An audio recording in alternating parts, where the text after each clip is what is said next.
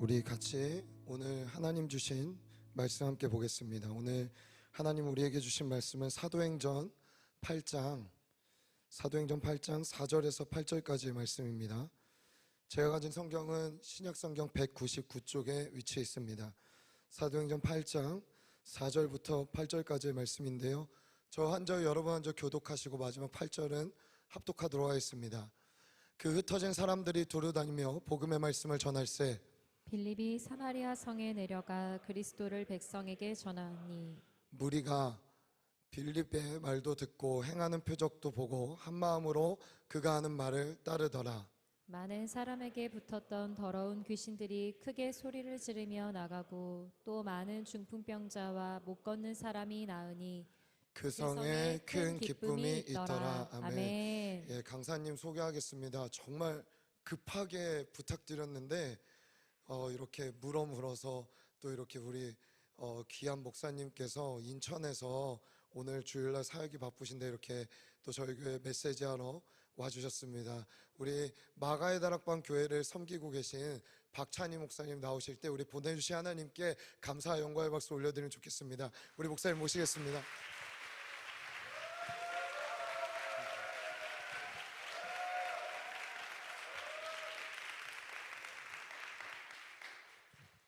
감사합니다. 네, 전혀 기대하지 않은 이런 환대를 해주셔서 너무 감사합니다. 오늘 교회 처음 왔는데 교회가 아주 이쁘네요. 네, 이름만 이쁜 줄 알았는데 여기 안에 들어오니까 예배당도 이쁘고 또 우리 찬양팀 아까 찬양하는데 이렇게 노래를 잘해요. 깜짝 놀랐어요. 아주 너무 은혜 많이 받았습니다. 저는 인천 마가의 다락방 교회를 섬기고 있는 박찬희 목사라고 해요. 근데 저는 여러분처럼 이제 20살 되었을 때 대학교 들어갈 때 예수님의 부름을 받았습니다. 그때 정말 하나님께 뜨겁게 은혜를 받고 하나님, 제가 남은 인생은 선교사가 되겠습니다. 하나님 말씀 전하는 사람이 되겠습니다. 그 결단을 제가 했어요. 지금은 제가 목사입니다. 목사인데 제 마음속 늘 한 곳에는 어떤 정체성을 갖고 사냐면 천국 노매드라고 들어보셨죠? 노매드. 그 노매드가 뭐죠? 그 유목민들이잖아요. 그죠? 제가 2005년 그리고 2006년에는 몽골에 있었습니다. 그 몽골에 있다 보니까 몽골의 유목민들이 어떻게 사는지 아주 깊이 알게 됐어요. 원래는 제가 신학을 먼저 하고 이제 선교를 가려고 했는데 2005년에 제가 이제 28때 결혼을 했습니다. 결혼을 하고 이제 9월에 결혼을 준비하고 12월에 이제 저희가 결혼식을 하는데 제 아내랑 3개월 동안 이제 시간이 비었어요. 그래서 제가 몽골에 잠깐 갔다 오겠다. 단기 선교도 할 겸. 그리고 당신은 좀 이제 결혼 준비를 좀 하면 좋겠다. 그래서 제가 이제 몽골에 가게 됐죠. 처음에는 뭐 몇 달 가서 이제 몽골에 가지고 이렇게 선교를 하고 오늘 이제 선교에 대한 거죠. 그래서 제가 이제 선교에 대한 얘기를 좀 할게요. 예, 저 왜 갑자기 몽골 얘기인가 여러분들. 근데 그래서 몽골에 원래는 이제 몇 달 단기 선교로 이렇게 갔습니다. 몽골에 가기 전에 제가 어디서 대학을 다녔냐면 캐나다에서 대학을 다녔어요. 제 꿈이 선교사가 되는 거였기 때문에 하나님께 제가 20살 때 그 서원했을 때 하나님, 제가 영어를 잘 할 수 있게 하나님께서 길을 좀 열어주십시오. 뭐 이제 꼭 영어를 잘해야 되는 건 아니지만 그 해외 선교에 가면 그 나라의 언어를 배워야 되지만 제일 중요한 건 이제 뭐 국제 우리 언어니까 영어를 잘해야 되잖아요. 그 하나님께 이렇게 기도를 했습니다. 그 하나님께서 저를 한 3년 정도 이렇게 훈련시키다가 어느 날 하나님께서 저에게 말씀하시기를 이제 너가 영어 공부를 하러 유학에 가게 된다. 그래서 제가 이제 전혀 그런 형편이 못 됐는데 캐나다에 가서 5년 동안 거길 공부를 하다 보니까 자연적으로 대학을 졸업하면서 제가 원하던 영어 영어 공부를 마음껏 할 수 있었습니다. 여러분들이 예상하기로 뭐 그렇게 잘하는 건 아니에요. 여러분들 전혀 그렇게 깊이 생각하지 마시고, 이제 영어를 다 마치고 학교를 다 졸업하고, 그래서 이제는 제가 영어로 설교도 좀 할 수 있고, 또 이렇게 영어로 모든 이제 대학을 졸업할 수 있을 때쯤 됐을 때 잘 됐다. 내가 하나님께 서원했으니까 이제 먼저 인도를 가야겠다. 그 계획을 갖고 인도 준비를 하고 있었는데, 제가 외국에 그때 있을 때 코스타라는 집회가 있어요. 그 해외 유학생들이 하는 집회입니다. 그때 누가 오셨냐면 그 내려놓음이라는 책을 쓰신 이용규 선교사님이 계세요. 그 선교사님이 그때 책을 쓰시기 전이셨는데 마침 몽골에 계시다가 캐나다에 오시게 됐고, 그때 제가 만나게 됐습니다.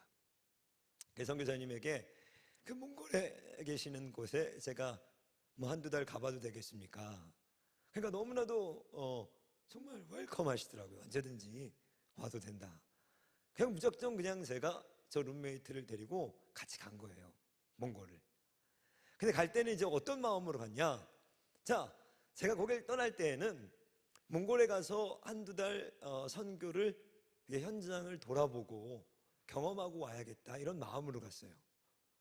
제가 거기에 가서 직접적으로 짧은 한두 달 선교를 할 수 있을 거라고는 생각을 못 했죠. 왜냐하면 일단 기간이 짧고, 두 번째는 제가 몽골 말을 못 하잖아요. 그죠?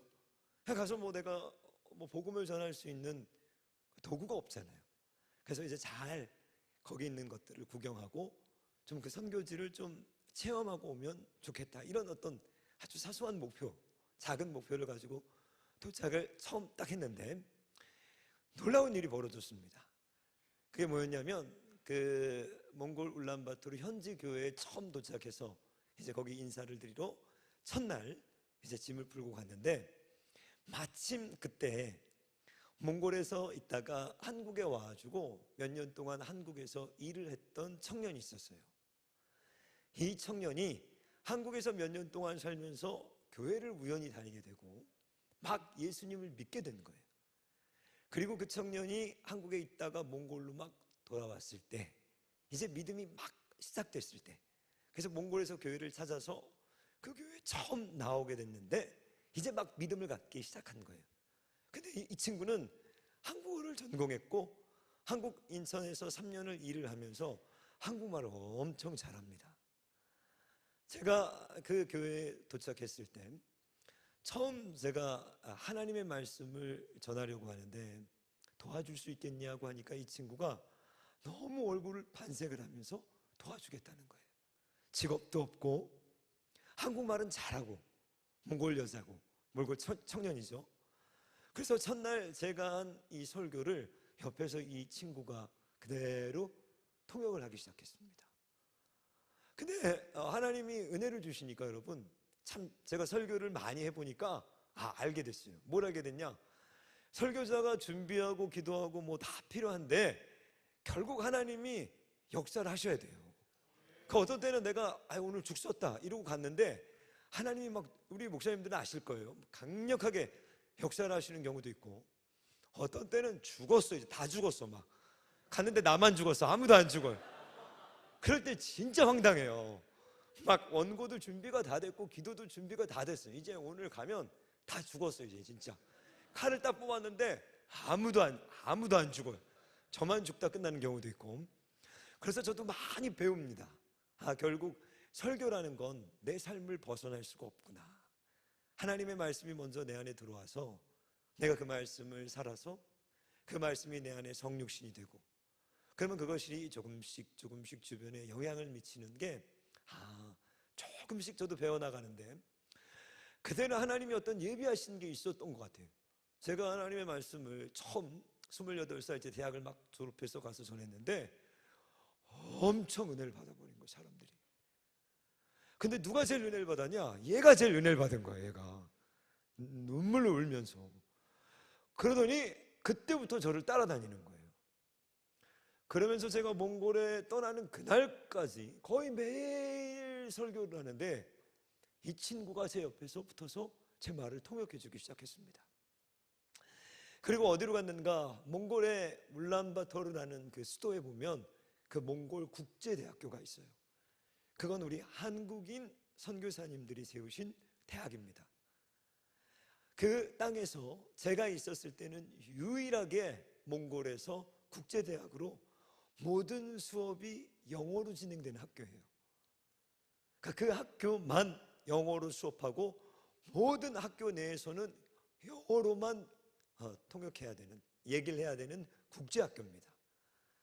제가 그 학교에 가니까 캐나다에서 왔다는 얘기를 듣고 짧은 단기 선교 기간인데 저보고 단기 교수를 하라는 거예요. 왜? 아주 특장점이 뭐예요? 제가 영어를 구사할 수 있다는 거죠. 거기는 모두 카이스트와 서울대학교 박사 출신인 이 선교사님들이 계시는데 아주 뛰어난 학문적인 박사들이십니다. 근데 약점이 한국에서 영어를 했기 때문에 말은 좀 약해요. 저는 아카데믹한 게 그들보다는 많이 부족한데 젊었기 때문에 말이 잘 돼요. 그러니까 같이 하면 누가 영어를 더 잘하는 것 같아요? 말 잘하는 사람이 잘하는 것 같아요, 여러분. 설교도 그러죠? 말 잘하는 사람이 잘하는 것 같아요. 그래서 그 학교에 가가지고 한두 달을 제가 수업을 맡아서 그 학생들에게 가르치는데 하나님은 모든 준비를 다 해놓은 거예요, 지금. 그래서 제가 몽골말을 못하는데 그게 아무 장벽이 되지 않은 거예요. 자, 저는 처음 갈 때 한 두 달 정도를 계획하고 갔습니다. 근데 몽골은 문제가 뭔가 퍼블릭한 장소에서 복음 전파를 하면 법적인 제재를 받아요. 여러분, 어제 우리 서울시청에서 그 차별금지 반대 반동성 그 집회 여러분들 혹시 오신 분 있어요? 그 반동성 집회에 이제 저희들이 모여서 왜 그것과 싸우는가? 만약에 그 법들이 통과되기 시작하면 제일 중요한 걸 우리가 잃어버려요. 제일 중요한 거. 그게 뭐냐? 자유예요. 자유. 그러니까 내가 이 단에 서서 동성애는 잘못된 겁니다 라고 가르치는 이 자유가 자유민주주의 국가에서 우리에게 주신, 하나님이 우리에게 선물하신 그 선물이거든요. 우리 하나님이 얼마나 좋으신 분이냐면 자신을 믿는 백성들에게 자신을 거부할 수 있는 자유도 주셨어요. 아담과 하와에게 뭐죠? 하나님을 부인할 자유도 주신 분이 우리 하나님이에요. 그러니까 저는 절대로 이 교회 사역을 하면서 강압적으로 하지 않습니다. 그 사람이 감동을 받고 은혜 받아서 우러나올 수 있게 기다려줘요. 왜? 하나님이 그러신 분이기 때문에. 그런데 이 차별금지법들이 통과되고 제가 캐나다와 미국에서 20년 가까이를 살았는데 먼저 서구사회에서 살아봤잖아요. 이런 법들이 통과되기 시작하면 가장 중요한 우리의 자유가 사라져 버리는 거예요. 자, 제가 이 몽골에 가가지고 하나님의 말씀을 이들에게 전하는 것이 몽골의 법으로 금지되어 있습니다. 포교 활동을 못해요. 근데 저는 두 달여 가까이를 마음껏 길거리에서, 시골에서, 기차에서, 학교에서 전도했어요. 수업 시간에 대놓고 아예 들어가가지고 처음부터 끝까지 설교만 하다 나왔어요. 근데 왜 그럴 수 있었을까? 돌아가기 때문이에요. 어차피 나는 한 달 뒤에 가. 그죠? 이게 단기 선교의 파워인 거예요. 왜? 거기 있는 사람들은 안 돼요, 안 돼요. 이게 잡혀가요. 근데 나는 어떻게 한 달 뒤면 최악이 추방당하는 거예요. 선교사님들이 막 밀어주시는 거예요. 너 다 하래, 다 하래. 쫓겨나도 된대. 그 너가 하고 우리랑 모르는 거라고만 얘기해달래. 너 혼자 자폭하고 나가래. 알았다고. 내가 혼자 걸리면 뒤집어 쓰고 다 할 테니까 마음껏 내가 전도해도 되냐? 엄청나게 전도를 했어요. 이 교수로 그냥 수업에 딱 들어가지고 어차피 한 달이면 들어가니까 전도서 펴!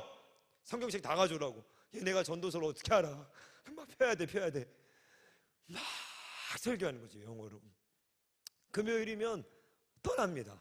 어디로 떠나는가? 제 지방으로 가는 거예요. 수도에서. 이게 잊혀지지가 않는 게 뭐냐면 금요일 날 수업을 마치고 그 천몽이랑 제가 가르치던 그 몽골의 청년들을 이끌고 기차를 타러 가요. 그 기차를 탈 때 여러분들 몽골이 어떠냐면 영하 25도, 30도, 35도 이래요. 8월 말에 눈이 와요. 이제 본격적으로. 그러니까 뭐 10월, 11월, 뭐 12월, 1월 이쯤 되면은 얼마나 추운지 몰라요. 밖에 나갈 때 진짜 눈사람이 돼서 나가는 느낌이, 다 옷을 입고 싸매고 나가는데, 그 몽골에 이제 기차를 탑니다. 근데 처음 그 기차를 탔을 때, 이제 매주 기차를 타고 가는데, 이거 뭐 우리나라에서는 볼 수도 없는 기차예요. 이 몽골이 그때 어느 시대였냐면, 이런 시대라고 여러분 생각하면 돼요. 제가 1977년생인데 내가 단 한 번도 안 살아본 시대에서 사는 거예요.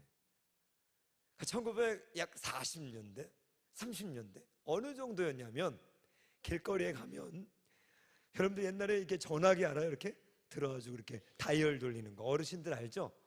이렇게, 몰라요? 그런 게 있어요. 전화 이렇게 하는 거. 그러니까 몽골의 집에는 당연히 전화가 없고, 길거리에 나가면 누가 전화기를 갖고 와서 100원씩 받고 전화를 하는 거예요. 거기서 이렇게.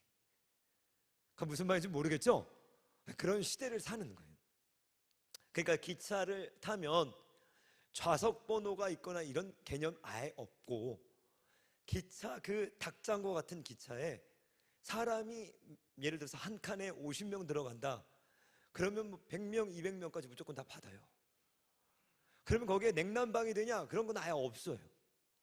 그런데 자, 영하 30도쯤 되는데 안에 난방이 안 됩니다, 여러분. 그럼 엄청 추울 것 같죠? 안 그래요. 영하 30도인데 10분에서 20분만 지나면요, 반팔 입어야 돼요. 왜냐하면 꽉 차있어요, 사람들이. 꽉. 근데 몽골 사람들이 얼마나 부침성이 좋냐면, 자, 6인석 자리인데 일단 먼저 앉아야 돼. 먼저 앉는 사람이 짱이에요. 앉아 있으면 거기가 8인석이 돼요. 이제 그 다음에 10인석이 돼요. 그 다음에 어떤 아줌마가 와가지고 제 이렇게 무릎 위에 싹 앉습니다. 이렇게. 그렇게 부침성이 좋아요, 이분들이. 그러면 꽉 차 있는 거예요. 그러면은 한 20분만 지나면 못 견뎌요. 너무 더워가지고. 근데 좋은 점이 있어요. DVD가 있나 스마트폰이 있나. 사람들이 이제 뭐 5시간, 7시간, 9시간을 뭐하고 가요? 멍해. 불도 안 져서 뭐 책도 못 봐요. 그러면 그 천몽 데리고 안녕하세요. 그럼 이제 얘가 이제 토역하는 거예요. 그럼 다 저를 봐요. 저는 한국에서 온 누구입니다. 한국이 솔랑고스인데, 그럼 얘가 뭐 솔랑고스 봐요. 그럼 사람들이 다 저를 봐요. 그럼 이제 그때부터 뭘 하는가? 예수 그리스도의 복음을 증거하기 시작하는 거예요. 근데 좋은 점이 있어. 듣고 싶든 안 듣고 싶든 다 들어야 돼요.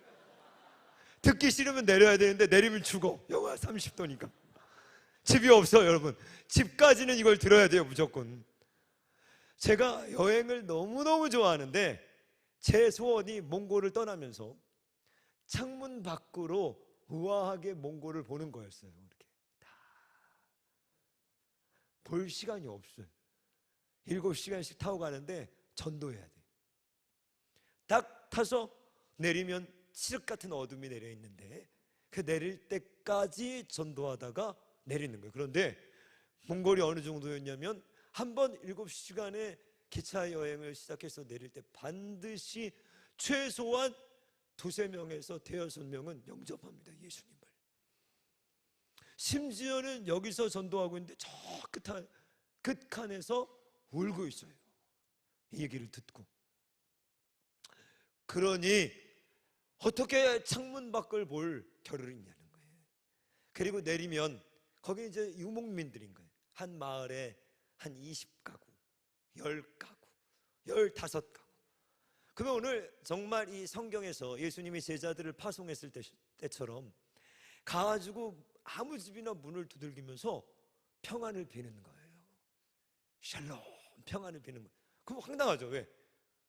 이 시골에 왜 낯선, 그것도 한국에서 온 사람이 무슨 얘기인가 하고 들어보는데 우리는 간절해. 왜? 이 사람이 오늘 재워줘야 우리가 여기서 자는 거예요. 이 사람이 복음을 안 받으면 우리가 못 자, 여기.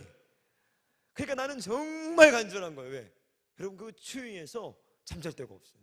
그럼 이 사람이 마음을 열어서 우리를 웰컴해서 그래서 처음 저희가 이르키트라는 몽골의 지역에 갔을 때 한 번도 복음이 증거되지 않고 교회에 성도들이 와본 적이 없는 마을에 가서 처음 그 마을에서 금요일 저녁에 복음을 전해서 주일날 그 집에서 교회를 시작한 적도 있어요. 그러니까 이거는 제가 바로 거기 가기 전에 캐나다에서 5년을, 캐나다 밴쿠버에서 제가 이제 토론토와 밴쿠버에서 5년을 살았습니다. 먼저 매주 똑같이 금요일이면 다운타운에 나가가지고 기타를 들고 전부 청년들을 데리고 나가가지고 전도를 했는데, 여러분 캐나다 길거리에서 몇 명이 예수님을 영접했을까요? 단 한 명도 없었습니다. 단 한 명도. 그리고 비행기를 타고 몽골이란 땅으로 왔을 때 여기는 황금어장인 거예요.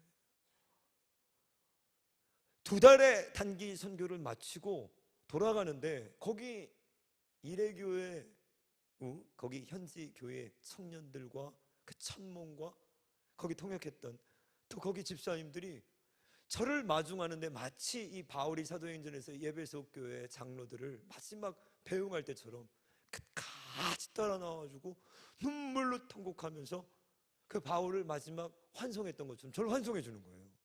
자, 제가 여러분들처럼 이제 단기 선교를 갔다 왔습니다. 그리고 미국의 신대원을 다 넣어놓고, 왜?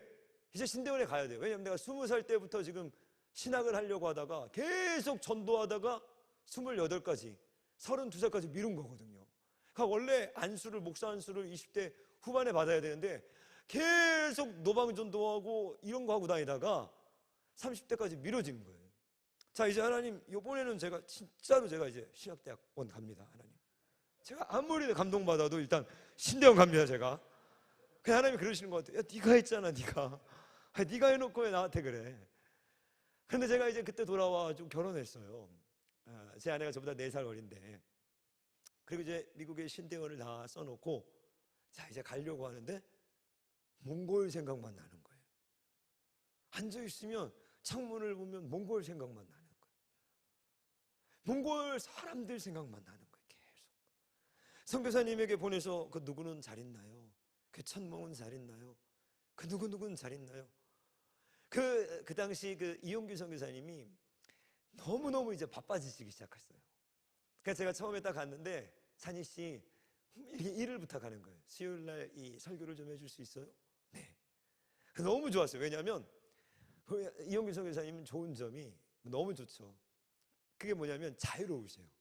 그래서 어떤 형식에 얽매이지 않고 내가 마음껏 하나님을 위해 일할 수 있게 저를 밀어주는데, 금요철야 물어봐요. 할 수 있겠어요? 네, 할 수 있습니다. 새벽 예배 할 수 있겠어요? 네, 할 수 있습니다. 난 너무 좋아요. 나는 설교하는 게 제일 좋거든. 난 제일 좋은 게 설교하는 거예요. 나는 목만 지금 안 이러면 내 꿈이 매일 하는 거예요. 설교를. 나는 누가 오라고 그러면 다 가. 신천지도 가가지고 전도해야지. 신천지도 절에서 오라고 그래도 가. 머리 깎고 오라고 그래도 가. 난 무조건 가. 왜? 전도해야죠. 왜? 그러려고 내가 목사 됐는데, 그러려고 신학했는데. 아니 근데 이 많은 사람들은 뺀단 말이에요. 뭐 시키면 안 하잖아요. 그죠? 저는 시키면 다 해요. 그게 너무 좋은 거예요. 왜? 이거 해볼래요? 네. 저거 해볼래요? 네. 그거 어때요? 네. 다 한다는. 너무 열정이 충만해가지고 청년 때는 이 반주를 하고 싶은 거예요. 내가. 그래서 열심히 백수 때 막 피아노를 배웠어요. 그래서 제가 반주하겠다고 막. 근데 그게 실력이 아니잖아요, 여러분. 그래서 사람들이 제발 자제하라고. 제발 우리를 위해서 제발 참아달라고. 어느 날 금요철야 때 반주자가 없는 거예요. 안 와버린 거예요. 빰빰빰빰. 이제 나를 안 쓸 수가 없어. 왜? 아카펠라로 하냐 나를 쓰느냐, 둘 중에 하나의 시험에 빠진 거예요. 이제 교회가 시험에 들어서 목사님이 이걸 아카펠라로 가냐 아니면 쟤를 한번 써보냐. 저는 이제 저 혼자 시간 남아지고 여기 와서 막 코드로 눌러본 거거든요. 와, 제가 그때 반주를 처음이자 마지막 반주였습니다. 제 이 사역의 마지막 찬양 사역이었어요. 그게 그때 반주를 하면서 아, 이거구나. 피아노 반주자가 모두의 예배를 망칠 수 있다는 걸 뼈저리게 느끼면서 이러다 죽을 수도 있겠다라는, 저 때문에 곡이 다 바뀌어요. 믿는 자 내게는 왜 치를 못하니까 빨리 치를 쳐줘야 되는데 지못뭐어어어함 사람들이 다 고개를 없네.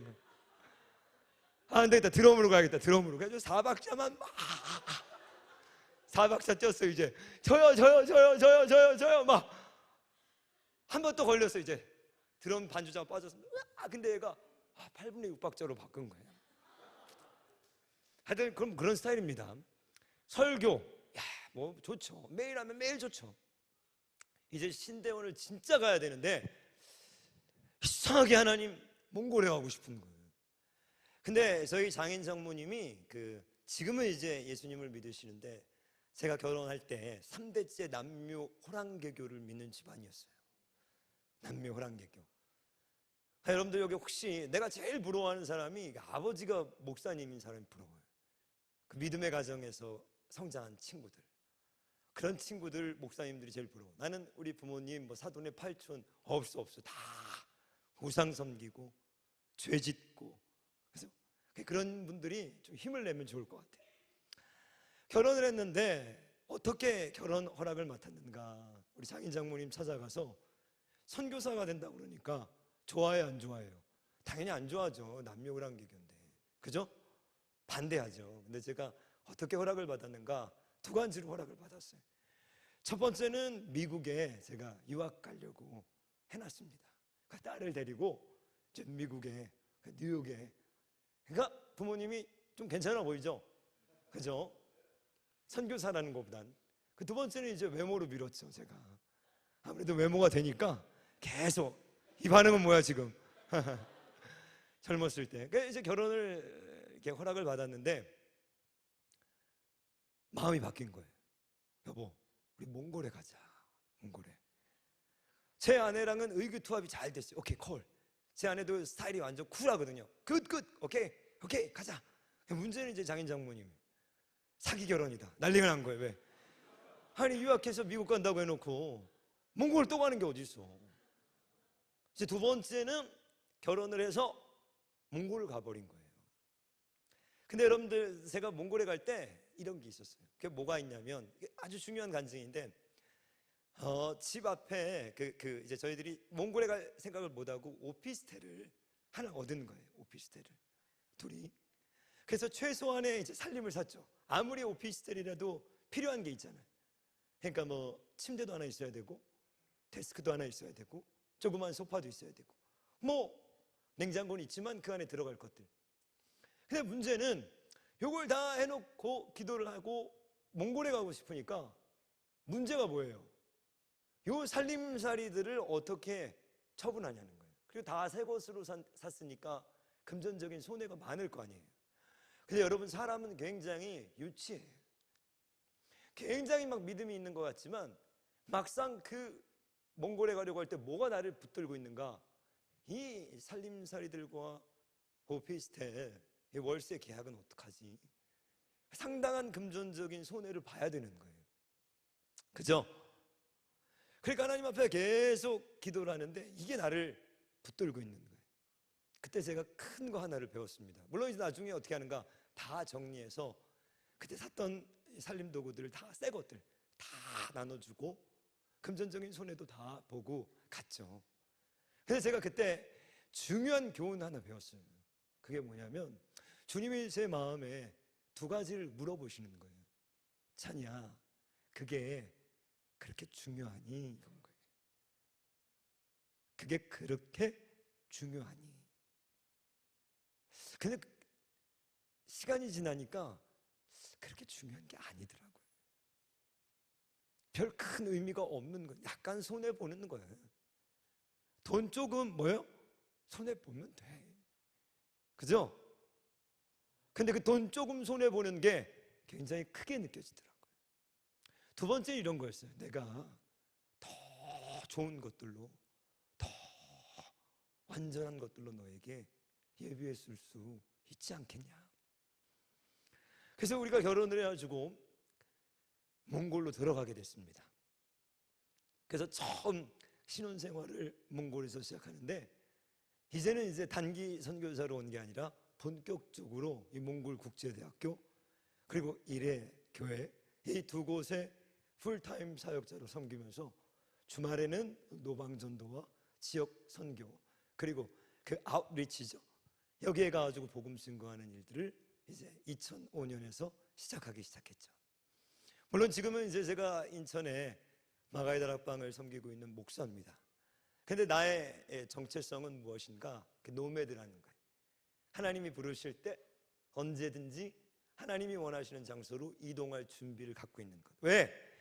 오늘 복음 이 사도행전 8장 본문 말씀을 보시면 오늘 말씀의 배경은 무엇인가? 초대교회가 급성장합니다. 급격한 부흥을 해요. 베드로의 설교에 이어서 전례 없던 부흥들이 일어납니다. 그런데 문제는 무엇인가? 이쯤 됐으면 이제 교회를 건축하고 지교회를 만들고 부교육자들을 빨리빨리 모집해서 구역들을 조직하고 불러온 사람들을 철저하게 관리해서 교회를 세워나가야 되는데 하나님의 계획은 그게 아니었다는 거예요. 스데반의 일로 일어난 박해로 인해서 오늘 본문을 보면 사도들을 제외하고 모든 사람들이 불불이 흩어져 버립니다.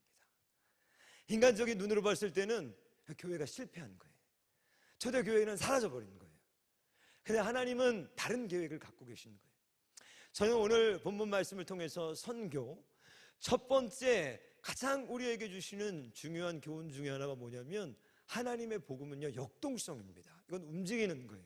기다리고 있는 게 아니에요. 우리가 왜 브라질에 가죠? 어떤 사람들은 이렇게 컴플레인 할 수도 있는 거예요. 왜 외화를 낭비하고 한국에도 노숙자들이 얼마나 많냐, 한국에도 불신자들이 90%나 되는데 왜 그것들을 낭비하고 브라질에 가야 됩니까? 천만의 말씀입니다, 여러분. 우리나라에 처음 복음이 들어왔을 때 우리나라의 기독교 복음이 1%가 안 됐을 때요, 우리나라에서 이기풍 목사님을 처음으로 제주도에 파송하기 시작했어요. 당시 제주도는요 우리나라가 아니었습니다. 법적으로만 우리나라였지 땅끝이었어요. 우리나라는 1%가 되기도 전에 어떤 일을 시작했냐면 선교에 목숨을 건 대한민국 교회였습니다. 끝까지 가야 되는 거예요. 여러분들, 하나님의 사람에게 있는 가장 중요한 첫 번째 그 캐릭터, 특징은 뭐냐? 역동성인 거예요. 그래서 예수님 뭐라고 그래요? 마지막 지상 대명령이 go예요. go, 가라는 거예요. 이건 반드시 어떤 지역으로 가라는 뜻도 있지만 역동성을 말하는 거예요. 왜? 복음이라는 건 가만히 있을 수가 없는 거예요. 우리나라가 팬데믹을 거치면서 3년 반 동안 우리나라 인구 중에 3천만 명 이상이 한 번 이상 코로나에 감염됐습니다. 무증상 감염자까지 포함한다면 우리나라 전 인류의 최소한 80% 이상은 감염됐다는 거예요. 우리가 백신을 맞아서 코로나가 엔데믹 된 게 아니라 다 걸렸기 때문에 지금 엔데믹 된 거예요. 그죠? 여러분, 이게 전염병입니다. 그런데 사도행전에서 초대교회를 봤던 바울을 컴플레인했던 이방인들은 저들이 전염병이라고 했어요. 나사렛 예수 이단의 괴수들이라고 하는 거예요. 이건 뭐예요? 역동성인 거예요. 전염성인 거예요. 가만히 있을 수가 없는 거예요. 이게 첫 번째 선교의 특징입니다. 근데 여러분, 오늘 본문에 보시면 선교가 무엇인지를 가장 중요하게 보여주고 있는 밑그림이 있어요. 그걸 한번 봐야 되는데, 제가 미국에서 캐나다와 미국을 거쳐서 2020년에 다시 미국으로 돌아왔습니다. 사역을 마치고 마가의 다락방에 이제 와서 사역을 하게 됐는데, 제가 여기 돌아왔을 때 처음에 시간이 좀 있어서 한국 여행을 갔어요. 우리 아이들에게 미국에서 태어나서 미국 정서들에 물들어 있으니까 한국을 보여주고 싶더라고요. 그래서 어딜 데려갔는가? 저기 거제도에서 배 타고 들어가면 외도라는 데가 있습니다. 아시죠? 한려해상 국립공원에 포함된 이 외도가 여러분 지금까지 몇 명이 방문했는가? 2천만 명이 넘게 방문했어요. 가보신 분 혹시 계시는지 모르겠는데, 뭐 2017년인가 언젠가 뭐 겨울 연가인가요? 무슨 드라마도 촬영됐고요. 저도 여기를 이제 한번 아이들을 데리고 가게 됐습니다. 저희 아내가 까먹은 게 비위가 약한데 멀미를 잘하는데 오랜만에 한 20여 년 만에 한국에 와서 배를 타니까 토하기 시작하는 거예요. 그래서 외도에 내렸을 때는 엄마 토하고, 제가 아이가 넷인데 셋째 토하고 넷째 토하고, 그러니까 가족을 힐링하러 갔다가 페인풀하게 된 거예요. 이제 막 다투하고 있으니까 가족을 좀 내가 행복하게 해주려고 데리고 왔는데, 그래서 이제 토론을 하고 이거 안 되겠다, 이제 가야겠다. 근데 우리 아내가 힘을 내서 그래도 왔으니까 한번 봅시다. 그래서 그 작은 15만 평인가요? 그 섬을 돌아봤는데, 야, 이래서 사람들이 외도하구나. 여러분들도 꼭 한번 가보시면 정말 힐링이 됩니다. 지중해를 연상케 하는 그 에메랄드빛 바다가 있고요. 거기 뭐 각양각색의 수목들과 정원들을 꾸며놨는데, 아니 이게 어떻게 우리나라에 있지? 어떻게 이런 경관이 우리나라에서 나올 수가 있을까? 이태리 안 가도 되겠네. 근데 여러분, 아니었더라고요. 이 외도는 이창호, 최호숙이라는 두 부부가 처음 1970년대에 여기 하루 낚시하러 여행하러 왔다가 그 매력에 빠져서 이 섬을 산 거예요. 근데 이 이창호 씨가 크리스찬인데, 이 성도님이 이 섬을 샀을 때는 정말로 아무짝에도 볼 것 없는 외딴 섬이었습니다. 근데 이분이 무엇에 꽂혔는가? 이 섬을 사랑해서 이 섬을 아름답게 만들어 보려고 투자하기 시작한 거예요. 자, 1970년대에 여기 이 섬을 꾸미기 위해서는 모든 것들을 육지에서 가지고 들어와야 되는데 어마어마한 비용과 운송수단이 마땅치가 않았다는 거예요. 그래서 두 부부가 평생을 여기에 헌신해서 수많은 시도 끝에 막 태풍이 오기도 하고 원자재 가격이 오르기도 하고 8,000그룹의 막 편백나무를 심었는데 그 다음날 해일이 와서 다 뽑혀버리기도 하고, 그러면서 두 부부의 집념이 이 외도를 바꾸기 시작하는데, 사람이 살지 않고 버려진 외딴 섬에서 지중해의 어떤 아름다운 유럽의 섬에 가도 볼 수 없는 진귀한 섬으로 바뀌기까지 평생의 두 사람의 눈물과 노력이 거기 가면요, 그 섬의 마지막 그 끝에 바다가 그대로 보이는 아주 조그마한, 사람이 한 5명 들어갈 정도밖에 안 되는 교회가 있어요. 이분들이 크리스천인데 왜 정말 조그만 교회죠. 한 5명쯤 딱 들어가면 꽉 차는 교회인 거예요. 그리고 그 이 창문 너머로 그 바다가 쫙, 남해 바다가 펼쳐져 있습니다. 여기서 목회하면 얼마나 좋을까, 그죠? 저기 지금 입신하시는 분들 몇 분 계시는데 쫙 보여드리면 돼요. 이제 조지 마시고 너무너무 아름다운 거예요. 제가 이 얘기를 왜 하는가? 제가 거기 가서 충격받았습니다. 이 두 사람의 집념이 불모지를 이렇게 아름답게 바꿨구나. 저는 오늘 선교에 대한 얘기를 하는데요, 여러분들, 선교가 뭐죠? 뭐가 선교죠? 선교라는 건 이런 거예요. 우리 삶을 작은 천국으로 만들어가기 시작하는 거예요. 오늘 빌립 집사를 통해서 사마리아의 복음이 전파됩니다. 스데반의 환란으로 인해서 수많은 사람들이 예루살렘과 유대와 사마리아 땅끝까지 예수님의 예언이 성취되는데, 그 당시의 제자들은 이 방법이 박해로 이루어질 거라고는 예상을 못했던 거예요. 근데 흩어진 그 지역에서 뭘 하기 시작하는 거예요? 당연하죠. 복음의 사람들이니까 예수 그리스도를 증거하기 시작하는데, 오늘 사도행전의 누가는 8장에서 빌립을 조명합니다. 빌립 집사가 사마리아 성에 내려가면서 어떤 일이 벌어지기 시작하는가? 7절 보시면, 많은 사람에게 붙었던 더러운 귀신들이 크게 소리를 지르며 나가고, 또 많은 중풍병자와 못 걷는 사람이 나으니 그 성에 큰 기쁨이 있더라. 아멘. 여기서 제가 봤던 게 뭐예요? 큰 기쁨인 거예요. 여러분, 마태복음에 보면 예수님이 하셨던 사역이 9장 35절에서 이렇게 요약되어 있습니다. 예수님이 오셔서 하신 사역이 무엇인가? 마태는 예수께서 모든 도시와 마을에 두루다니사, 예수님도 모든 곳곳으로 선교하러 가셔서 그들의 회당에서, 우리가 잘 알죠? 가르치시고, 티칭이라고 해요. 전파하시고, 프리칭 하는 거예요. 그 다음에 뭐라고요? 모든 병과 모든 약한 것을 고치시니라. 힐링하셨다. 가르치고 전파하고 치유하셨다. 이게 예수님의 선교 사역의 핵심이라는 거예요. 자, 예수님은 이 땅에 오셔서 이 세 가지를 반복하셨어요. 하나님의 말씀을 제자들을 통해서 자세히 가르치고, 프리칭이라는 건 뭐냐면 제가 몽골에 가가지고 불특정 다수에게 이 설교도 외치는 거예요. 하나님의 말씀을 선포하는 거예요. 그리고 선포해서 거둬들인 사람들을 교회 커뮤니티 공동체로 갖고 와서 그들을 자세히 가르쳐서 양육하는 거예요. 그리고 병든 자들을 고치고 귀신을 내어쫓은 이 세 번째 사역은 뭐냐면, 전체를 통틀어서 힐링이라고도 할 수 있는데, 이건 뭐냐, 쉽게 얘기하면 이건 거예요. 예수님은 이 땅에 오셔서 천국을 전파하시고 천국을 만들어주고 가셨어요. 뭐라고요? 천국을 전파하시고 간 게 아니라 천국을 전파하고 그 다음에 어떻게 했어요? 천국을 만들어주고 가셨어요.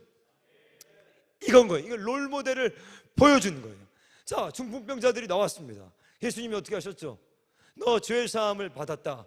인자가 죄 사하는 권세를 가지고 있는 것을 너희로 알게 하려고 한다. 그러고는 그 사람에게 뭐라고 하시죠? 이제 일어나 내 상을 가지고 걸어가라는 거예요. 여러분들은 이게 어느 정도의 기쁨인지 모르죠. 요한복음 5장에 베데스다 연못가에서 38년 된 안진뱅이가 나옵니다. 38년 동안 이 베데스다 연못가에서 물이 동하기를 기다리는 거예요. 여기 어떤 레전드, 전설이 있는가? 천사가 가끔 내려와서 이 물을 한번 동하게 할 때 제일 먼저 여기 들어가는 사람들이 몸이 낫게 돼요. 이 소문이 돌면서 여기 각양각색의 병든 자들이 전부 이 연못 주변에 모여 있습니다. 누가 제일 불리해요?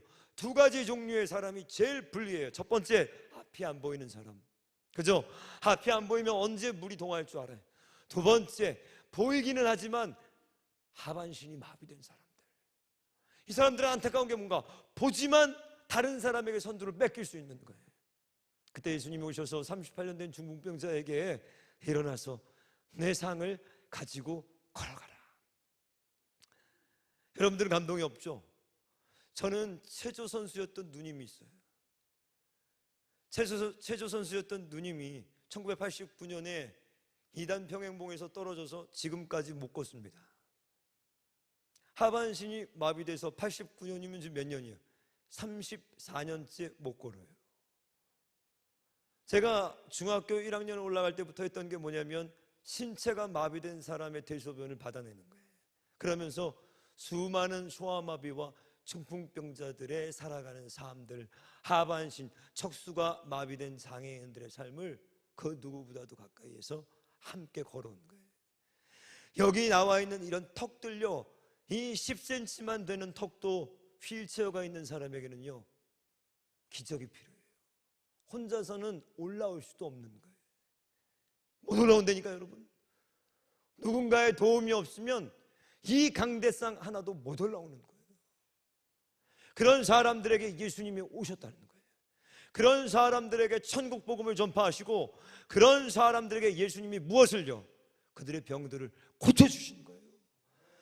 이건 상상할 수 없는, 그들의 삶에는 이 나병이 들어서 우리 코로나를 통해서 경험했죠. 처음에 코로나 걸렸을 때 여러분들 어떻습니까? 처음 코로나 걸렸을 때 정말 쥐잡듯이 잡았어요.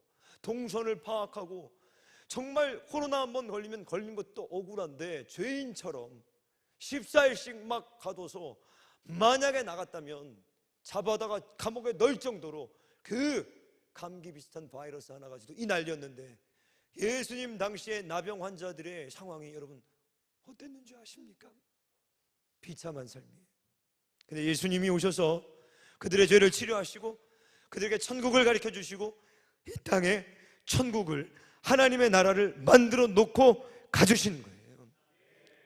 그 제자들은 그걸 보고, 오늘 빌립은 그것을 보고 성령의 권능으로, 성령의 능력으로 이 사마리아 땅에 귀신들이 떠나가고, 예수 그리스도의 이름으로 성령의 능력으로 병든 자들이 일어나면서 이 성에서는 큰 기쁨, 다른 곳에서는 얻을 수 없는 위대한 기쁨, 하나님의 나라가 이루어지는 거예요.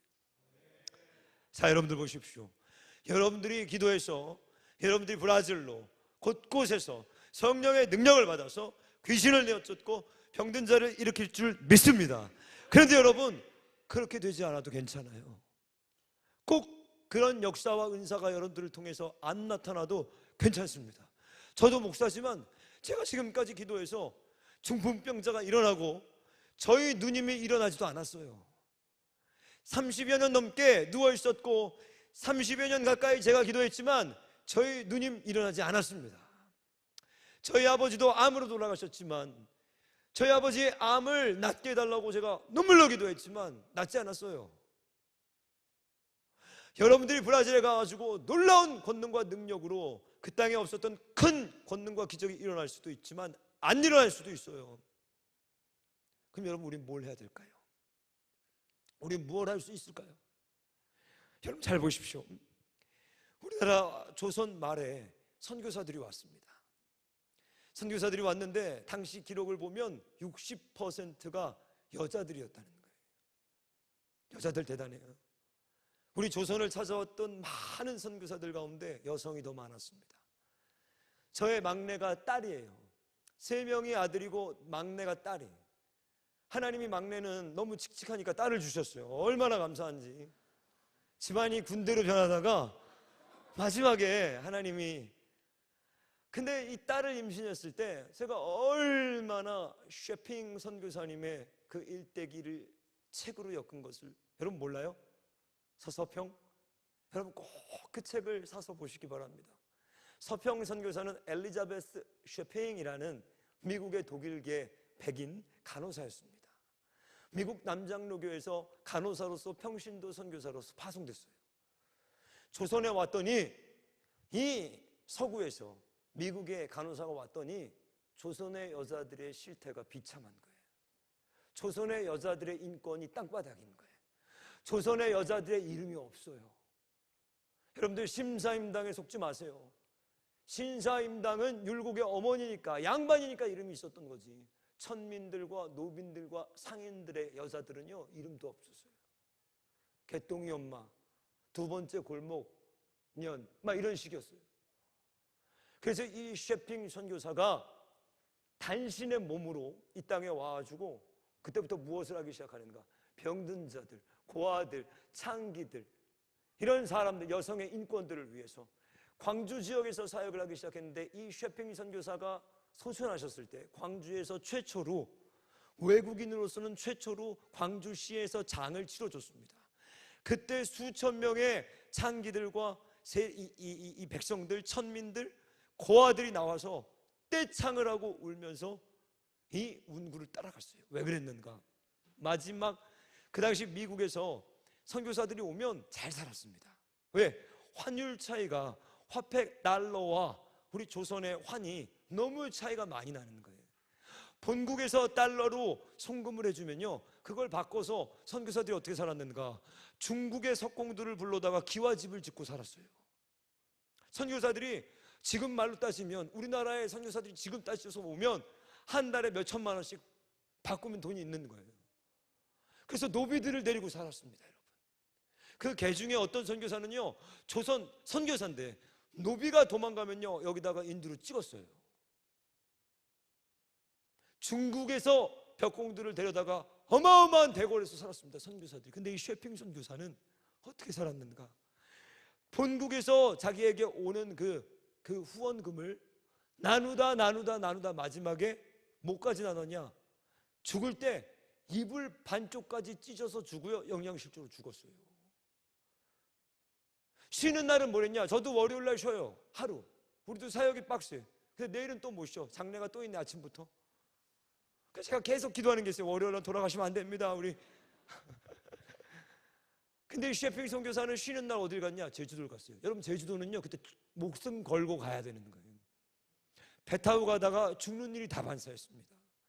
죽지 않아도요 배멀미로서 어마어마한 이질과 콜레라로요 많은 고통이 있는 거예요. 한 번 갈 때마다 생명을 걸고 가야 되는데, 이 여자가 얼마나 대쪽 같은지 조선에 와서 온 조선을 휘젓고 살다가 마지막 죽었을 때 4인이 영양실조로 이불 반쪽 남기고 죽었어요.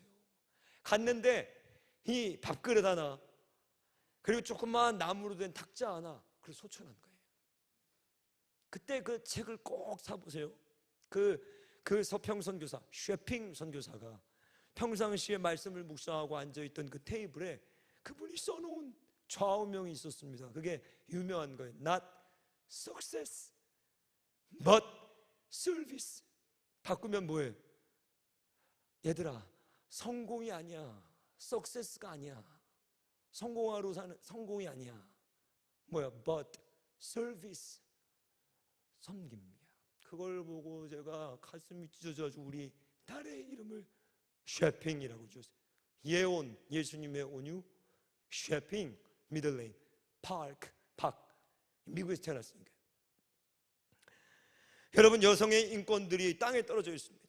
얼마 전에 제가 간증을 듣는데요, 북한에서 탈북하신 분들, 탈북인들에 대한 간증을 듣는데 생명을 걸고 밥을 먹기 위해서 연변을 넘어서, 두만강을 넘어서 북한이 중국에 들어와도 중국에서 잡히면 또 송환되기 때문에 비참한 삶을 살아야 되는데 18, 20, 16살 된 여자아이들이 거기서 붙들려서요 60살 된 노인들에게 팔려가가지고요 거기서 어떻게 손과 발이 묶여서 쇠사슬로 묶여서요 아이 셋을 낳을 때까지 결혼 생활하는 거예요. 밥그릇에 밥을 주면요 손과 발이 쇠사슬로 묶여서 18살짜리 아이가 팔려가가지고 첫째 낳고 둘째 낳고 셋째 낳았을 때 안 도망가겠거니 풀어줬을 때 도망쳤어요. 여러분, 이슬람 보십시오. 왜 이슬람이 안 되죠? 나는 이슬람에 대해서 아주 잘 알아요. 토론토에서, 캐나다에서, 미국에서 누구보다 이슬람 사람들을 많이 만났습니다. 여러분, 플로리다에서 제가 사는데 이슬람 여자들 히잡 아시죠? 히잡 뒤집어 쓰는 거 온몸을 가려야 돼요. 눈 빼고. 왜? 만약에 외간 남자에게 얼굴을 보여줬다, 웃었다, 데려가가지고 남편이 불로 태워버립니다. 제가 플로리다에 있을 때 미국에서 사는 이슬람들조차도요 땡볕에 히잡을 하고요 수영장에 왔는데 히잡을 입고 수영장에 들어가요. 너무너무 충격받은 거예요. 우리들은 비키니 입고 들어가죠, 그죠? 뚫뚫뚫뚫 터번과 히잡을 다 뒤집어 쓴 여자가 수영장에 들어가더라는 거예요. 남자도 그래야죠. 남자는 왜? 열받죠? 열 안 받아요? 복음이 없어서 그런 거예요. 복음이 안 들어가서 그런 거예요. 예수가 없어서 그런 거예요. 이게 예수가 없기 때문에 그런 거예요. 이 세상에는요 대안이 없어요. 이 세상은 작은 지옥을 만들어가고 있어요. 이 세상은 멸망으로 가고 있어요. 이 세상의 사람들은 전부 다 지옥을 만들어 놓고 살아요. 우리는 날마다 뉴스를 통해서, 날마다 신문을 통해서, 매스컴을 통해서, 유튜브를 통해서 사람들이 오늘도 지옥을 만들고 지옥에서 살고 있더라, 이걸 보고 있는 거예요. 그런데 이게 천국으로 바뀌려면 예수 외에는 대안이 없는 거예요. 예수 외에는. 예수가 우리 삶의 왕이 돼야 돼요. 예수의 말씀이 우리의 법이 돼야 돼요. 우리가 예수의 서번트가 돼야 돼요. 그 말씀을 짊어지고 사는 삶이 뭐예요, 여러분? 여러분들이 예수 그리스도를 영접하고 여러분들의 삶에 하나님이 찾아오셔서 하나님의 나라가 여러분들 가운데 이루어지면 여러분들의 삶은 어떻게 바뀝니까? 교회에 오는 겁니까? 단기 선교를 가는 건가요? 여러분이 뭐가 달라지나요? 여러분들이 예수를 믿었더니 뭐가 달라집니까? 여러분의 내면이, 여러분의 가정이, 여러분의 부부관계가, 여러분의 교회가 천국이 돼야 되는 거예요. 우리는 예수를 믿으면서 목사부터 간음하고 도둑질하고 횡령하고 거짓말하고 교회 와서 싸우고 다투고 분열하고 매일 이런 것들만 봐요. 목사들은 거짓말쟁이입니다. 복음만 전하면서 입으로만 떠들면서 뒤로 가서는요 아내를 두들겨 패고 싸우고 원망하고 미워하고 이혼하고 청년들 와서 거짓말합니다. 음란하고 성적으로 윤란하고 무분별한 삶을 살면서 찬양하고 기도하고 전부 거짓말이에요. 이혼하고 다투고 미워하고 시워하고 지겨운 거예요. 기본도 안 하는 거예요. 기본이 뭐예요? 내가 너희를 사랑한 것 같이 너희도 뭐예요? 서로 사랑하는 거예요. 제가 결혼할 때 다짐한 게 있었어요. 부부싸움 프리 지역, 면세점이 아니라 부부싸움 프리, 듀티 프리 알죠? 듀티 프리 몰라요? 발음이 너무 안 좋아요. 부부싸움 프리. 지겨워 죽겠어. 하도 싸우니까 교회에서도 싸우고. 자, 이제 20년 됐습니다. 부부싸움을 안 했어요. 욕 바가지로 먹었어요. 거짓말한다, 뻥치고 있네, 증거 대봐라, 사모 데리고 와봐라 막. 아니 안 싸웠다 그러니까 와 이럴 줄 알았는데 야 이거 거짓말한다, 뻥친다 막 난리가 났어. 왜? 하도 뻥을 치니까. 우리 애들 봐라 그랬어. 우리 애들한테. 우리 애들이 증인이다. 애들한테 물어봐. 내가 결혼해서 내가 서원하고 내가 서약하고 하나님과 사람들 앞에서 평생 사랑하겠다고 그 사람도 안 사랑하면서 누구를 나와서 사랑한다고 사랑하라고 말 자체가 안 되는 거예요. 그 설교가 말이 돼요, 여러분? 저는 지금까지 설교를 하면서 단 한 번도 내 기억에 단 한 번도 사랑하는 성도 여러분 이 말 한 적이 없어요. 왜? 안 사랑해, 내가 봐도. 아니, 그 성도를 잘 몰라요. 우리 교회 1000명이 넘어요 지금. 내가 담당하고 있는 게 250명인데 그 250명 한 명 한 명 집에 숟가락 몇 개 있는 이것도 몰라 지금. 사랑, 그런 말 한 적도 없어요 내 입에. 내 목표는 뭐야? 친절하게 하는 거예요. 친절, 예의 바르게. 내 아내도 사랑하지 않으면서, 내 가정에서 부부도 하나가 되지 않으면서 누구를 가르치고 누구를 사랑하라고 하고, 아니 목사들끼리 서로 싸우면서 서로 좋아하지도 않아요. 되지도 않는 소리 쇼하는 거예요. 그리고 선교하면 다 쇼인 거예요.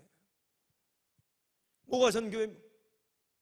브라질 가면 선교하는 겁니까? 내 마음에 천국이 없는데, 내 마음에는 가시덤불과 엉겅퀴가 막 꼬여 있는데 가지고 무언극을 하고 막 율동을 하고 의미가 있을 수 있겠죠. 그 주님이 원하시는 건 아니에요. 여러분 보십시오. 이게 복음이에요. 복음 외에는 대안이 없어요. 우리나라 이 조선 말에 너무나도 지옥과 같았던 이 조선 말에 선교사들이 빛을 들고 들어왔어요. 그게 예수 그리스도예요. 그들은 귀신을 내어쫓고 병든 자를 일으키진 않았어요. 그런데 여러분, 누가 들어왔는가? 알렌 선교사가 들어옵니다. 알렌 선교사가 1886년에 16명의 학생들을 데리고 이 조선의 미개한 땅에서 그들을 가르치기 시작했어요. 이게 훗날 연세대학교 의과대학으로 이어집니다. 세중원이죠. 세중원, 제중원. 그 당시가 어떤 시대였는가? 여러분, 콜로라로 수만 명의 사람들이 조선에 죽어갔는데 1821년 조선왕조실록에 이런 기록이 있습니다. 당시 콜로라가 어느 정도였냐면 한 번 돌면 10명 중에 한두 명이 못 살았다는 거예요. 치사율이, 여러분 코로나 치사율이 2%, 3%, 많으면 3%, 1%. 콜로라로요 90%가 넘는 사람들이 죽었어요, 조선에서. 콜로라로요. 콜로라로 지금 안 죽습니다, 여러분. 손 씻고 물 끓여 먹고 예방접종만 하면 끝나요. 안 죽어요, 콜로라로. 근데 조선이 어느 정도였는가? 어느 정도로 조선이 낙후했는가? 콜로라가 쥐에 붙은 악귀가 옮긴다는 소문이 돌아서요, 조선의 우리의 선조들이 콜로라가 돌면 대문에다가 고양이 그림을 크게 그려서 붙여놨어요. 그리고 고양이 가죽을 뜯어서 몸에다 비볐습니다. 왜? 쥐에 붙은 악귀가 콜로라를 옮기는. 이게 조선이었어요. 이게 불과 100년 전 우리 선조들의 삶이었어요. 여기에 누가 오는가? 선교사들이 빛을 가지고 와서 손을 씻는 걸 가르칩니다. 물을 끓이는 걸 가르칩니다. 소독하는 것들을 가르치기 시작해요. 이 선교사들 처음에 밀어내고 부인하고 핍박했던 사람들이 선교사들의 말을 듣기 시작하면서 가볍게 콜로라가 넘어가고 병들이 고쳐지고, 죽었던 사람들, 죽을 위기에 갔던 사람들이 쉽게 치유받으면서 그들이 신임을 쌓기 시작하고, 그래서 학교들이 세워지기 시작하고 병원들이 세워지기 시작하고 이름이 없는 여성들의 이름들이 들어가기 시작하고, 지금 뭐하고 있는 거예요? 아까 그 외도를 만든 두 사람이 평생 무인도에 아름다운 정원을 꾸몄던 것처럼 이 선교사들, 우리들은 그런 사람들이 아니에요. 우리들은 무인도에 가가지고 지금 나무를 심는 사람들이 아닌 거예요.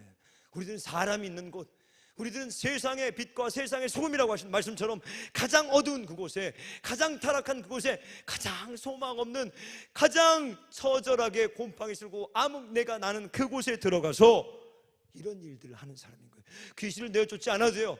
여러분들이 기도해서 병든 자들 일어나지 않아도 돼요. 그런데 이 선교사들은 후자를, 자기들이 할 수 있는 걸 택한 거예요. 만약에 하나님께서 여러분들 보고 너 가가지고 안수해서 못 걷는 사람, 30년 동안 앉아있었던 중풍병자를 일으켜라, 우리들 중에 일으킬 수 있는 사람 별로 없어요. 나도 목사인데 안 돼. 그런데 신분사회, 이 조선의 암흑과 같은 사회, 이게 지옥인 거예요. 작은 지옥인 거예요. 이런 지옥과 같은 사회에 하나님의 사람들이 들어오기 시작한 거예요. 그 당시 우리나라는 신분 제도가 철저했습니다. 인도의 카스트 제도가 무색하리라 만큼 너무너무나도 비참한 신분 제도였어요. 그런데 90%가 노비와 천민들이었어요. 백정들이었어요. 상위 10% 양반들, 사대부들은 적었어요. 90%는 백정들, 천민들, 상인들, 노비들이에요. 이름도 없어요. 그런데 여러분들 그거 아십니까? 처음으로 양반과 이 천민들, 노비들이 함께 모인 곳이 교회였어요. 복음으로만 가능한 거예요. 복음으로만. 을지로 2구 이가의 승동골교회라고 유명한 교회입니다. 우리 조선에 처음 시작됐던 이 곤당골교회죠. 곤당골교회. 처음에는 백정들만 모였습니다. 을지로 2가 그 주변에 노숙인들, 가난한 사람들, 백정들, 선교사가 와가지고 복음을 전했는데 백정들이 모이기 시작한 거예요. 백정들이 사람 대접해주기 시작하니까 이 교회가 부흥하기 시작합니다. 그러면서 양반들도 하나 둘 교회가 섞이기 시작한 거예요. 그러니까 양반들이 문제를 걸기 시작합니다. 양반이 앉는 자리와 백정이 앉는 자리를 구별해달라고 얘기하는 거예요. 이건 조선 사회에서는요 너무너무나도 당연한 거예요. 깨질 수 없는 편견인 거예요. 여러분들 이거를 가져갔을 때 계란으로 바위 치는 것 같은 이것을요 선교사들은 거부했어요. 절대로 예수 그리스도 안에서 백정이든 천민이든 노비든 여자든 상민이든 누구든 우리는 다 브라더, 시스터 하나입니다. 같이 앉으셔야 됩니다. 그래가지고 양반들이 나가버렸어요. 나가서 교회를 개척했어요. 그 교회가 불탑니다. 여러분 우여곡절 속에 다시 합쳐져요. 그래서 그 승동골교회에서 어떤 일이 벌어지는가? 장로 선출을 투표를 했는데 백정이 장로가 됐어요. 그리고 그 백정의 주인이었던 양반이요 집사인 거예요. 이게 여러분들은 아무것도 아닌 것 같지만 복음 안에서만, 이건 예수 안에서만 가능했던, 이 나라에 있었던 일인 거예요. 이걸 누가 한 거예요? 하나님의 사람들이 한 거예요. 이게 저는 이렇게 얘기합니다. 작은 천국을 만드는 거예요. 제가 세계 여러 나라를 다녔습니다. 2010년에 IT 대지진이 일어났을 때 IT에 간 적이 있어요. 정말로 나라가 그냥 이게 세계 몇 번 안에 들어가는 지진이었는데 나라 자체가 없어져 버렸어요. 아예 그냥 쑥대밭이 됐습니다. 하이티는요 얼마나 더운지 몰라요. 그 적도에 그 카리브해에 있는데 1년 내내 한 40도에 습도가 한 8, 90%. 가면요 딱 그 나라에 도착하면 30분만 지나면 아무것도 하기가 싫어요. 진짜 아무것도 하기가 싫어요. 습해가지고 다 귀찮아요. 내가 알았어. 더운 나라는 왜 이게 어렵겠구나. 더운 나라에서 부흥은 안 일어나겠구나. 할 수가 없어요. 근데 우리 프로젝트가 뭐였는가?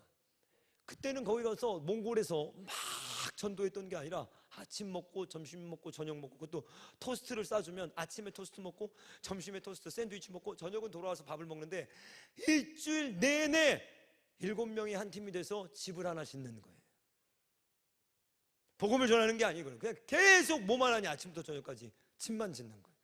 근데 집, 이런 어마어마한 집이 아니라 그냥 몇 평짜리 나무로 된 집인 거예요. 저는 완전히 이 손재주가 없어요. 그래서 저는 뭐 만들면 다 부서져요. 어렸을 때부터.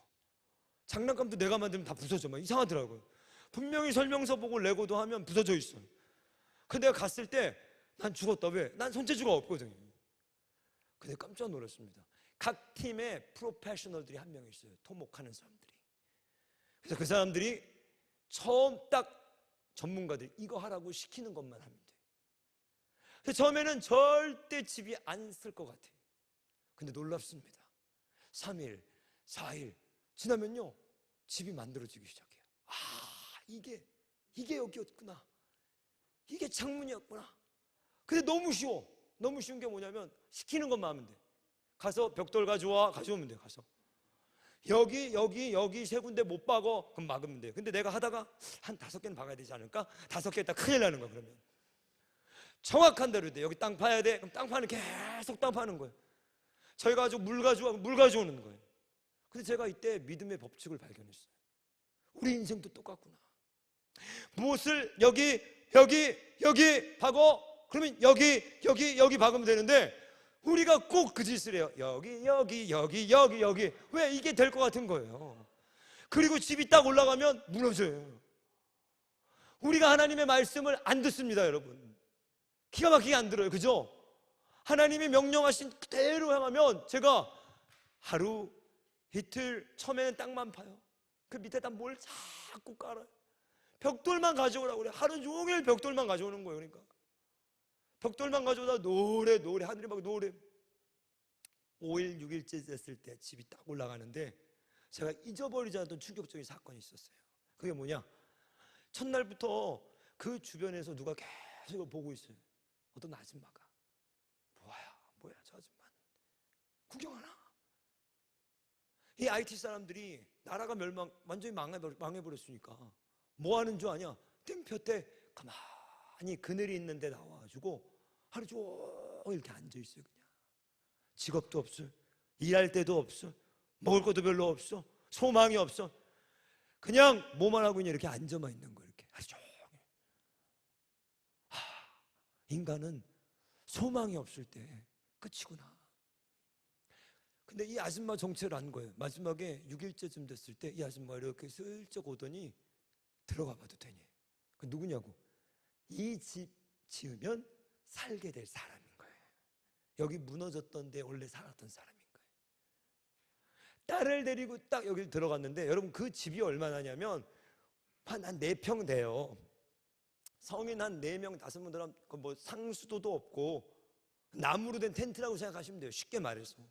전기도 아직 들어오지도 않았고. 제가 그걸 딱 지었을 때 너무 민망한 거예요. 왜?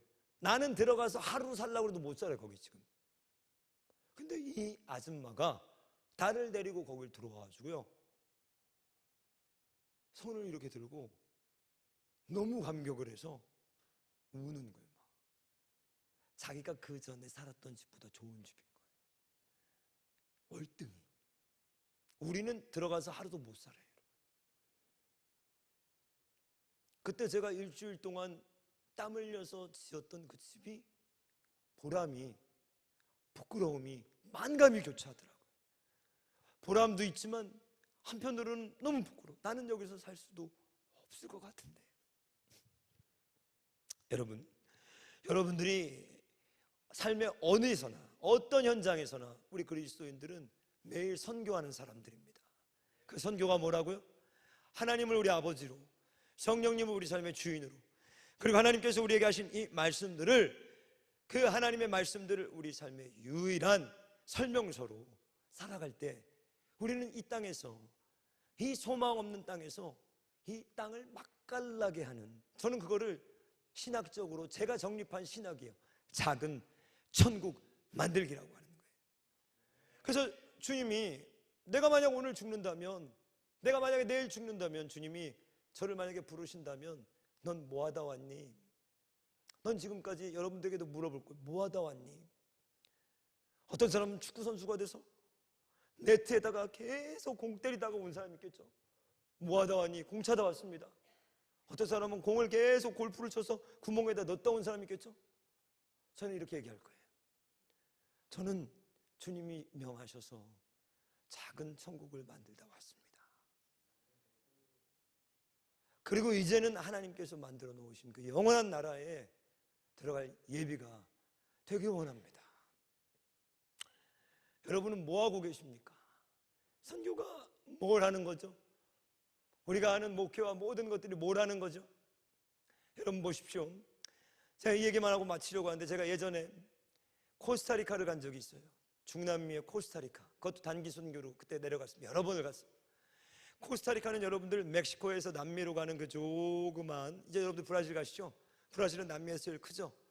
그 남미와 북미를 잇는 그 중남미죠. 그 미들에 코스타리카라는 나라가 있는데, 그 코스타리카 나라는 중남미에서 가장 부유한 나라입니다. 가장 잘 살아요. 근데 문제는 그 옆에 니카라과라는 나라가 있고, 또 뭐 온두라스 이런 나라들이 있는데, 그 나라들은 가난해. 그래서 우리가 코스타리카에 가가지고 코스타리카와 니카라과라는 그 국경 지역에 가서 사역을 했는데, 거기가 뭐가 있냐? 너무너무 니카라과에서 가난하니까 코스타리카로 넘어오는 난민들이 있어요. 그러면 이 난민들을 코스타리카에서 어떻게 하냐? 못 오게 막는 거예요. 너희들 오지 말라고. 그 사람들은 들고 와 살아야 돼요. 너무 가난하니까. 그리고 코스타리카 정부에서 이 사람들 내쫓아요. 못 들어오게 막았어요. 그래서 이들이 국경 어디서 사냐? 코스타리카 쓰레기 매립장에서 살아요. 거기는 쓰레기 매립터인데 난지도예요. 그들은 거기서 살아야 됩니다. 니카라과에서 온 사람들은 거기 가서 사역을 하는 거예요. 처음에 그 문을 열고 난지도 안에 이 사람들이 마을을 형성한 거예요. 거길 딱 들어가는 순간 제 머릿속에 한 가지 생각밖에 없었어요. 죽었다 오늘. 왜? 들어갈 때부터 내 코에 뭐예요? 썩은 내가 진동을 하는데 아무 뭐 찬양을 인도할 생각, 뭐 설교 아무 생각도 없어요. 그냥 내 마음속에는 죽었다밖에 없어요. 오늘 죽었다, 진짜 죽었다, 오늘 죽었다. 버틸 수 있을까? 근데 가난해서 문제가 뭐냐면 교회가 하나 있는데, 난지도에 교회가 하나 있는데 이 교회가 어떤 교회냐면 야외 교회예요. 야외 교회. 의자가 있고 이렇게 단이 있고 지붕은 없는 교회. 그러니까 기둥만 몇 개 있고 텐트처럼. 그러니까 교회 안에 예배를 드리고 있으면 썩은 내가 한 진동을 하는 거예요. 근데 거기 있는 사람들은 모두 괜찮아요. 왜? 익숙해져 버렸어요. 문제는 뭐예요? 우린 거예요, 우리. 근데 저는 그때 하나님께 진심으로 감사했습니다. 너무너무 감사했어요. 왜? 하나님이 우리 인간의 후각을 어떻게 만드셨나? 30분에서 1시간 지나니까 마비가 됐어요. 이제 야, 하나님은 이걸 아셨어. 처음에는 진짜 역겨운 구역질이 나다가 1시간쯤 지나니까 뭐 되겠더라고요. 이제 됐어, 나도 됐어. 사역을 잘 마쳤습니다. 잘 마쳤어요. 그리고 아이들 뭐 주일학교 뭐하고 이제 그 난지도에 앉아가지고 저 쌓여있는 쓰레기 더미들, 거기 있는 니카라과의 난민들을 보고 이렇게 보고 있는데 아직도 제 인생에 잊혀지지 않는 장면 하나가 있었어요. 그게 뭐냐? 그 난지도 한가운데 꽃이 피어 있는 거예요. 그 꽃을 제가 만약에 우리 이런 데서 봤다면 아무 감동이 없었을 것 같아요. 근데 그날은 그 난지도에서 그 꽃을 보니까 그 꽃이 너무 아름다워 보이는 거예요.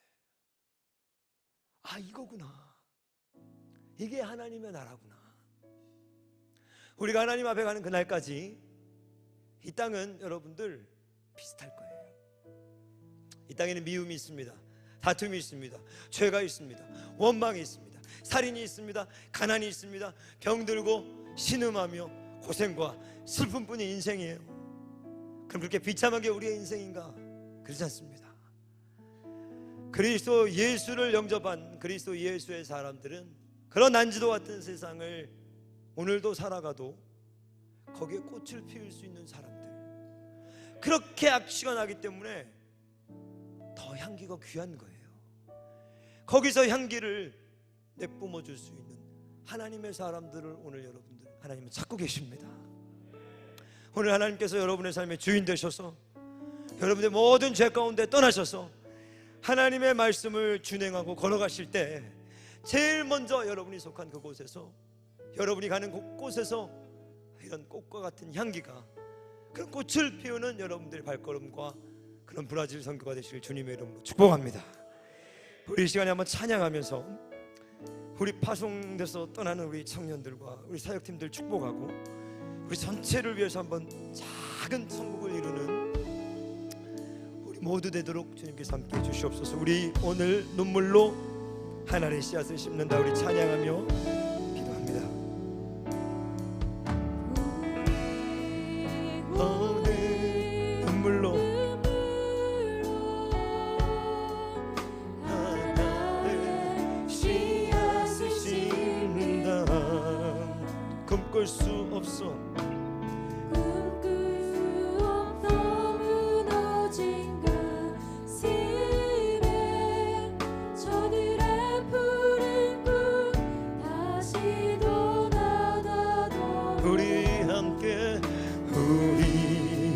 함께 땀 흘려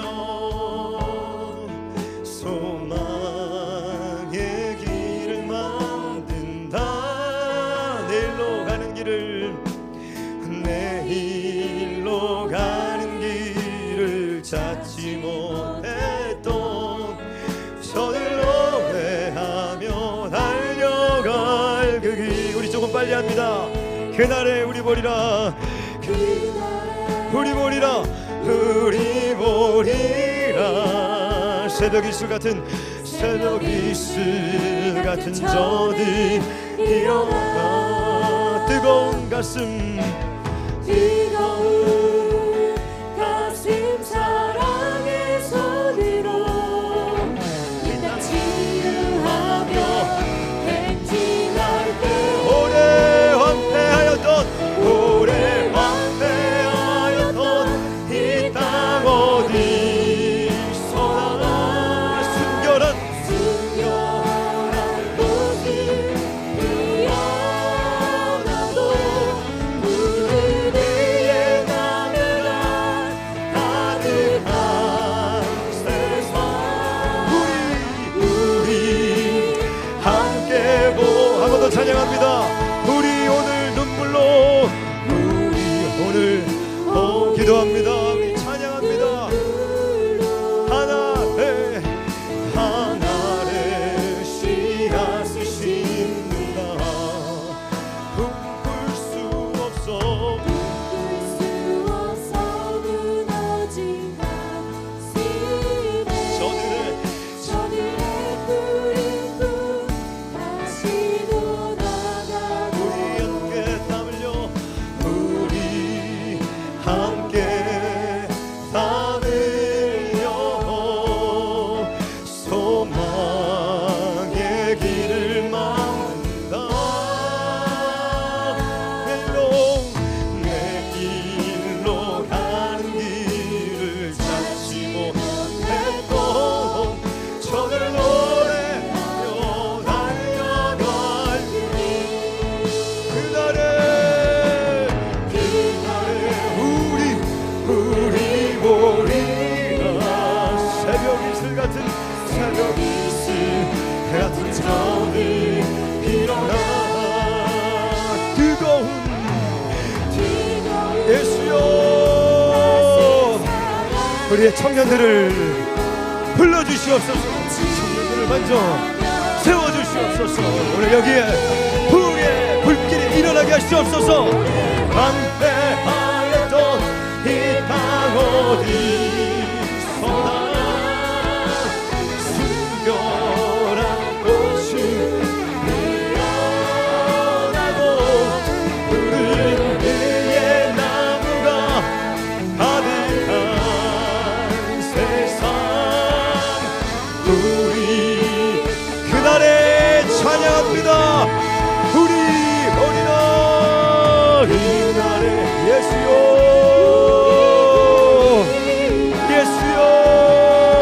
새벽 이슬 같은 저들 일어나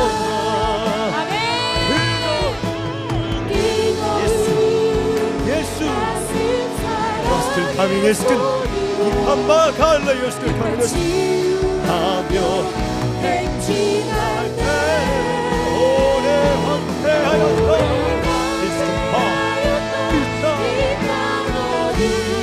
어디서나 순결한 꽃을 피어나고 푸른 위에 나무가 가득 우리 이 시간 주의 이름을 한번 부르고 기도할 때 하나님 나라가 임하게 하여 주시옵소서. 우리 주의 이름을 부르고 기도합니다. 주여 아버지 주의 나라가 임하게 하여 주시옵소서.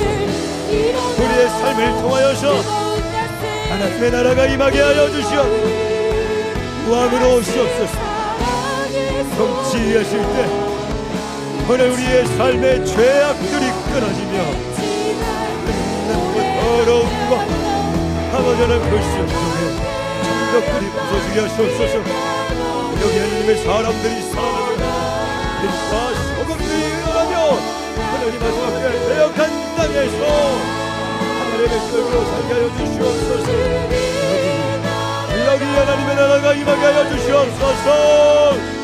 빛 캄캄하고 예수께 바라보면서 예수여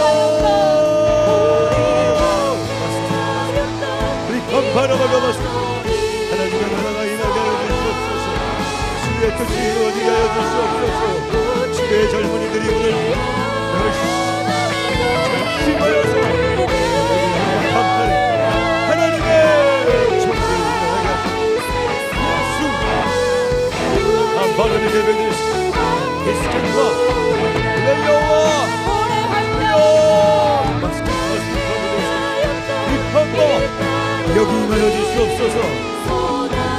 브라질로 나아가는 우리 선교팀들을 위해 기도합니다. 하나님, 이 브라질 선교팀들 하나님의 말씀에 붙들려서 그곳 땅에서 주님의 거룩한 빗줄기들 되게 하여 주시옵소서. 한 줄기 끝이 되게 하여 주시옵소서. 소망의 눈도가 되게 하여 주시옵소서. 우리 예수 그리스도의 거룩하신 생명에 하나님 붙들리게 하여 주시옵소서.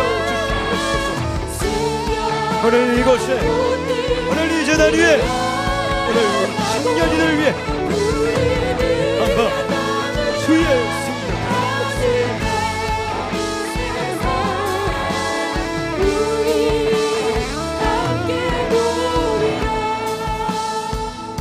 우리 한 가지만 더 기도합시다. 한 가지 더 기도하고 이제 우리 오늘 성교원 신예배 브라질 선교팀을 좀 축복하는 시간을 가지려고 하는데, 오늘 목사님 말씀 통해 우리에게 선교의 본질을 가르쳐 주셨다 생각합니다. 여러분, 물론 나가는 것, 그쵸, 복음 전하는 것, 귀신 떠나는 것, 치유받는 것 다 선교입니다. 여러분, 그러나 먼저 나는 정말 예배 때마다 나의 삶의 순간마다 예수님께 선교 당하고 있는가? 내 삶의 천국이 만들어지고 있는가? 여러분, 선교적 교회, 선교적 삶이라는 것은 그냥 누가 만들어낸 신학이 아니라 사실 그리스도를 내 주로 영접하면 선교적 교회로 살 수밖에 없습니다. 선교적 삶을 살 수밖에 없습니다. 이것은 그냥 새로 생겨난 어떤 트렌드의 신학이 아니라 우리의 본질인 줄 믿습니다. 우리 함께 기도할 때, 하나님, 나의 삶의 선교적 삶이 회복되게 하여 주옵소서.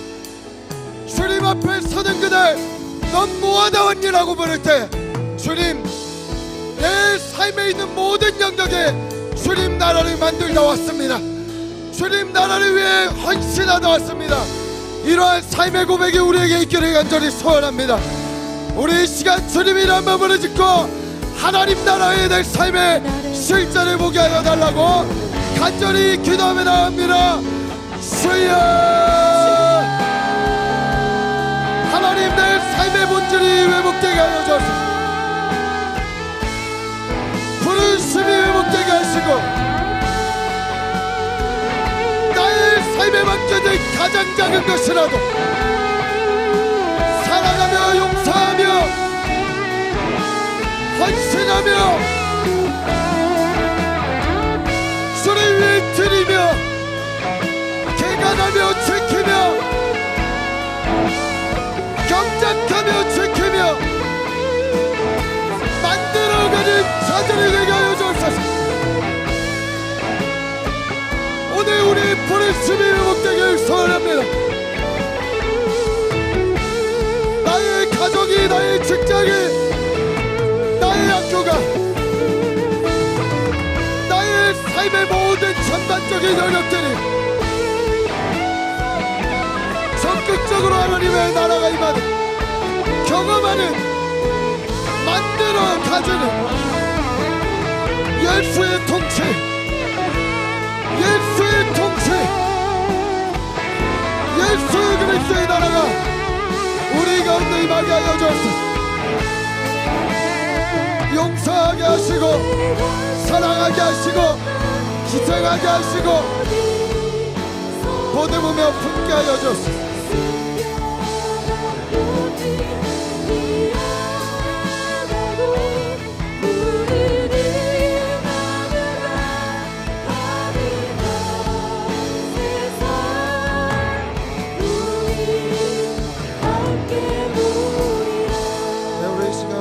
선교팀 앞으로 초청하겠습니다. 아까 특송하셨듯이 앞에 서주시면은 좋을 것 같아요. 우리 앞으로 좀 초청하고, 여러분, 오늘 선교헌신 주일입니다. 오늘 특별히 우리가 드려진 오늘 주일헌금과 11조와 헌금들을 우리 선교팀을 위해 드리기로 작정했는데, 여러분, 단순히 너네 그냥 부족하니까 우리가 많이 헌금할게, 이런 마음 가진 청년들은 없을 거라 생각합니다.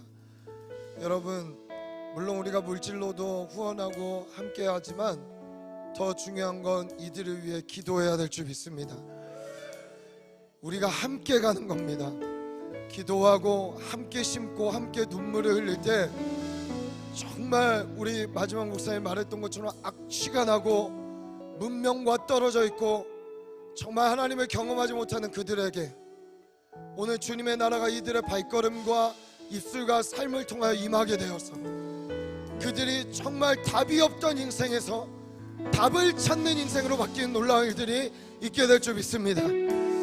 오늘 선교팀 우리 매주 돌아가면서 지금 간증하고 있지만 이들이 작정하고 가기까지는 쉽지 않은 여정이었습니다. 많은 눈물이 있었고 희생이 있었고 대가지불이 있었다는 거 압니다. 여러분, 이들의 이 노력과 헌신이 정말 주님이 함께 하셔서 놀라운 은혜로 이 선교를 마치고 돌아왔을 때는 하나님이 하셨다, 하나님이 하셨다, 하나님이 역사하셨다는 그 승전과 그리고 전리품들을 취하는 놀라운 일들이 있게 될 줄 믿습니다. 여러분, 우리 운영위원회와 함께 또 마을장들 함께 나와서 좀 한 명도 소외되지 않고 우리 손의원과 함께 기도했으면 좋겠고, 우리 허락하시면 우리 박찬희 목사님 좀 저와 함께 나눠서 함께 안수했으면 좋겠다는 감동이 있습니다. 여러분, 우리 자리에 서서 우리 보내는 입장에서 손을 뻗읍시다. 내가 가지 못하더라도 하나님, 나의 마음이, 나의 삶이, 나의 기도가, 나의 물질이, 나의 노력이 이들과 함께 브라질을 가겠습니다. 그 땅을 밟겠습니다. 또한 우리도 나의 삶에서 헌신하며 이 작은 천국을 만들어 가겠습니다. 우리 이들을 마음껏 블레싱하고 축복할 때 우리 목사님과 제가 함께 안수하고 기도하도록 하겠습니다. 우리 주의 이름 마음으로 짓고 이들을 축복하며 기도합니다. 주여,